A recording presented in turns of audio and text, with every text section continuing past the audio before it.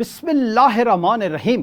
السلام علیکم ناظرین، میں ہوں جی ایم جمالی اور آپ دیکھ رہے ہیں ڈیجیٹل کے سب سے بڑے چینل نیوز پاکستان کا پروگرام اے ٹو زی۔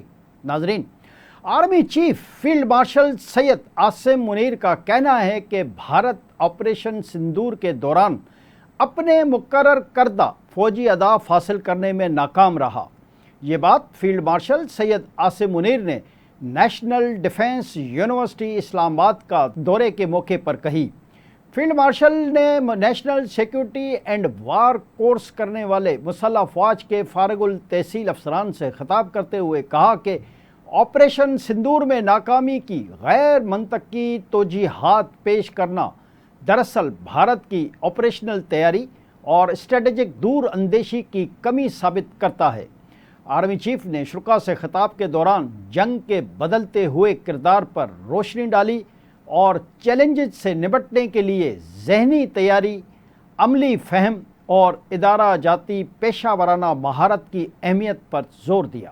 انہوں نے سول اور ملٹری اداروں کے مابین ہم آہنگی کو فروغ دینے کی ضرورت پر بھی زور دیا۔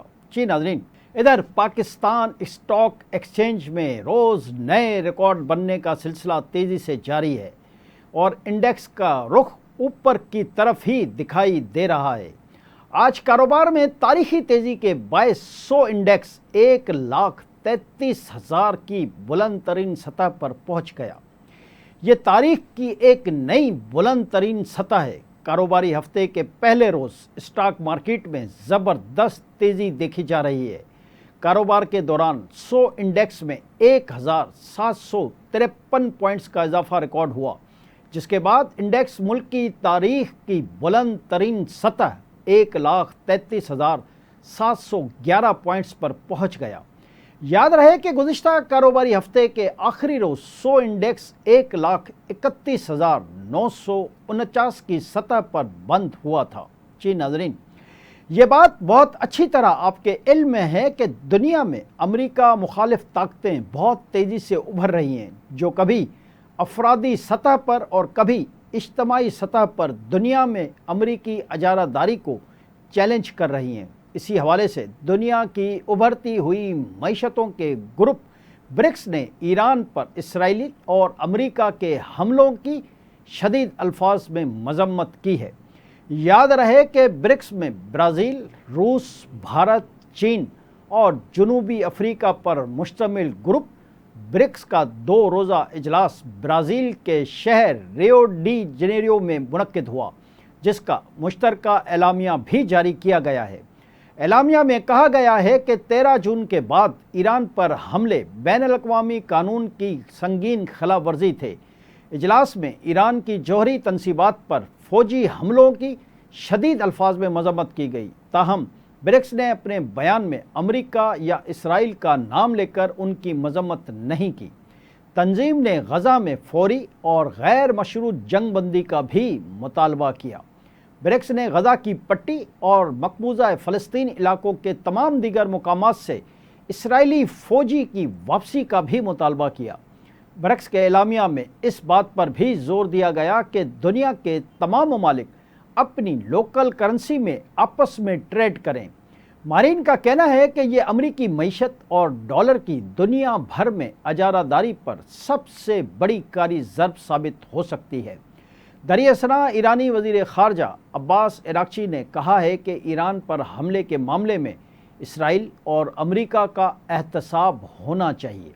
عرب میڈیا کے مطابق ایرانی وزیر خارجہ نے برازیل کے دارالحکومت ریو ڈی جنیرو میں برکس اجلاس سے خطاب کرتے ہوئے کہا کہ اسرائیل نے ہم پر اچانک جارحیت کی، جس میں ایرانی نیوکلیئر تنصیبات اور شہری علاقوں پر حملے شامل تھے، جس سے 935 شہری بھی شہید ہوئے۔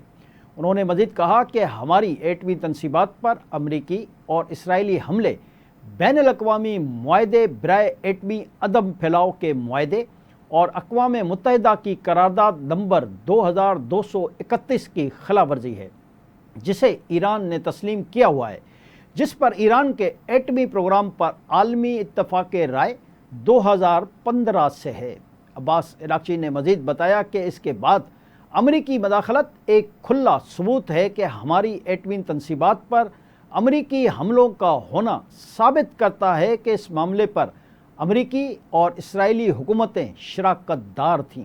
جی ناظرین، دوسری طرف امریکی صدر ڈونلڈ ٹرمپ نے دھمکی دی ہے کہ جو ملک بھی برکس کی امریکہ مخالف پالیسیوں پر چلے گا اس پر اضافی 10% ٹیرف عائد کیا جائے گا۔ غیر ملکی خبر رساں ادارے کے مطابق امریکی صدر ڈونلڈ ٹرمپ نے برکس کی پالیسیوں کو امریکہ مخالف قرار دیا ہے۔ ڈونلڈ ٹرمپ نے کہا کہ آج مختلف ممالک کو ٹیرف سے متعلق خطوط ارسال کر دیے جائیں گے۔ برکس کے امریکہ مخالف پالیسیوں کا ساتھ دینے کے معاملے پر کسی ملک کو چھوٹ نہیں ملے گی۔ جی ناظرین، دوسری جانب امریکی صدر ڈونلڈ ٹرمپ کے ماضی کے قریب ترین دوست ایلون مسک کے جنہوں نے ڈونلڈ ٹرمپ کی صدارتی مہم میں پیسہ پانی کی طرح بہایا تھا، اب دونوں ایک دوسرے کے زبردست حریف بلکہ رقیب ہیں۔ ایلن مسک نے امریکہ میں ایک نئی سیاسی جماعت امریکہ پارٹی بنا لی ہے۔ واضح ہے کہ امریکہ میں کئی دہائیوں سے 2 پارٹی سسٹم چلا آ رہا ہے، لیکن اب یہ تیسری جماعت منظر عام پر آئی ہے۔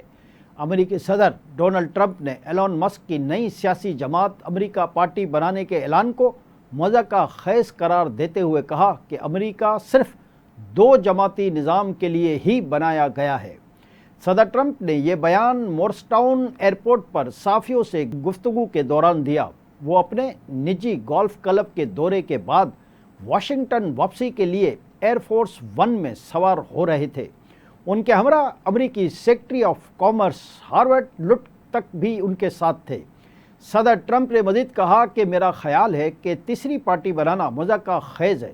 ہم ریپبلکن پارٹی کے ساتھ شاندار کامیابی حاصل کر رہے ہیں اور ڈیموکریٹس اپنی سمت کھو چکے ہیں، لیکن امریکہ ہمیشہ سے 2 جماعتی نظام کے تحت ہی چلا ہے۔ تیسری پارٹی صرف انتشار پیدا کرے گی۔ انہوں نے مزید کہا کہ یہ نظام ہی 2 جماعتوں کے لیے ڈیزائن کیا گیا ہے۔ تیسری پارٹیاں کبھی کامیاب نہیں ہوئیں تو وہ یعنی مسک اس سے دل بہلا سکتا ہے، لیکن میں اسے سنجیدہ نہیں لیتا۔ یاد رہے کہ ایلون مسک نے 2 روز قبل امریکہ پارٹی کے قیام کا اعلان کرتے ہوئے کہا تھا کہ وہ صدر ڈونلڈ ٹرمپ کی نئی ٹیکس کٹوتی اور اخراجاتی پالیسی کے خلاف میدان میں اتریں گے، کیونکہ یہ بل ملک کو دیوالیہ کرنے کا باعث بن سکتا ہے۔ مسک نے اعلان کیا کہ ان کی پارٹی آئندہ وسط مدتی انتخابات میں ان ریپبلکن اراکین کانگریس کو چیلنج کرے گی۔ انہوں نے اس پالیسی کی حمایت کی جسے ٹرمپ نے بڑا خوبصورت بل قرار دیا تھا۔ خیال رہے کہ ایلون مسک حکومتی اصلاحات اور وفاقی نظام کو مختصر کرنے کے مشیر کے طور پر خدمات انجام دے چکے ہیں، مگر اب ٹرمپ اور ایلون مسک کے درمیان کشیدگی شدت اختیار کر چکی ہے۔ جی ناظرین، اسی دوران اسرائیل نے ایک مرتبہ پھر یمن میں حوثیوں کو نشانہ بنایا ہے۔ اسرائیلی فورسز نے حوثی اکثریتی جماعت انصار اللہ پر فضائی حملہ کیا ہے۔ خبر رساں اداروں کے مطابق اسرائیلی وزیر دفاع کا کہنا ہے کہ یمن میں الحدیدہ ایئرپورٹ سمیت حوثیوں کے اہداف کو نشانہ بنایا ہے۔ انہوں نے مزید کہا کہ السلیف اور راس عیسیٰ پورٹ کو بھی نشانہ بنایا گیا ہے۔ یہاں سے مسلسل اسرائیل پر حملے ہو رہے تھے۔ دوسری جانب حوثیوں کا کہنا ہے کہ اس کے فضائی دفاع نے میزائلوں سے اسرائیلی حملے کا مقابلہ کیا۔ واضح رہے کہ گزشتہ روز اسرائیلی فوج نے یمن کی بندرگاہوں اور اس کے آس پاس موجود لوگوں کو فوری انخلاء کی وارننگ جاری کی تھی۔ جی ناظرین، ادھر قطر میں اسرائیل اور حماس کے درمیان جنگ بندی مذاکرات کا پہلا دور بے نتیجہ ختم ہو گیا۔ تاہم امریکی صدر ڈونلڈ ٹرمپ نے ایک بار پھر امید ظاہر کی ہے کہ غزہ میں بہت جلد امن معاہدہ طے پا جائے گا۔ فلسطینی حکام کے مطابق مذاکرات کے لیے آئے اسرائیلی وفد کے پاس حتمی معاہدے تک پہنچنے کے لیے اختیارات ہی نہیں تھے۔ اسرائیل اور حماس کے درمیان مذاکرات کا یہ سلسلہ اسرائیلی وزیر اعظم کی امریکی صدر ڈونلڈ ٹرمپ سے ملاقات سے ایک روز قبل شروع ہوا ہے۔ نیتن یاہو نے واشنگٹن روانگی سے قبل کہا تھا کہ جنگ بندی مذاکرات میں حصہ لینے والی اسرائیلی مذاکراتی ٹیم کو ہدایات دی ہیں کہ ایسی شرائط کے تحت ہی جنگ بندی کا معاہدہ کیا جائے جنہیں اسرائیلیوں نے قبول کرنا ہو، دوسری جانب غزہ پر اسرائیلی حملے جاری ہیں۔ اتوار کو بھی حملوں میں مزید 100 سے زائد فلسطینی شہید کر دیے گئے۔ آج کے لیے اتنا ہی۔ اگلے پروگرام تک کے لیے اپنے میزبان جیم جمالی کو اجازت دیجیے۔ اللہ حافظ۔